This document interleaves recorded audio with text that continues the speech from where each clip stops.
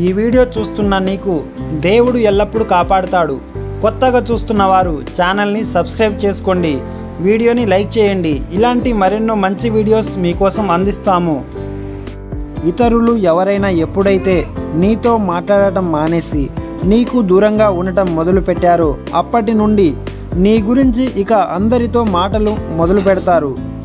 బాధ పెట్టే బంధాన్ని పట్టుకొని బాధపడుతూ బ్రతకడం కంటే ఆ బంధాన్ని వదిలేసి ప్రశాంతంగా బ్రతకడం మంచిది.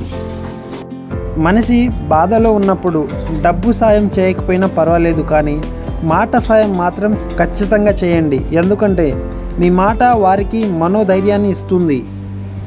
కష్టం వస్తే దేవుడు గుర్తుకు వస్తాడో లేదో కానీ నాన్న మాత్రం గుర్తొస్తాడు.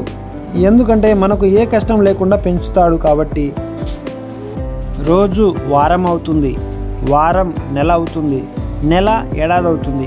చేతి వేళ్ల మధ్య నుంచి ఇసుక జారిపోయినట్టు సమయం గడిచిపోతూనే ఉంటుంది. కాబట్టి మీ కలల సాకారం కోసం కృషి చేయడాన్ని మరుసటి రోజుకు వాయిదా ఎప్పుడు వేసుకోకండి. ఇష్టం లేని వారి దగ్గర బలవంతంగా మనసులో చోటు ఇవ్వమని బతిమాలుకోవడం కంటే కష్టమో నష్టమో ఆ బంధానికి దూరంగా బతకడమే మంచిది.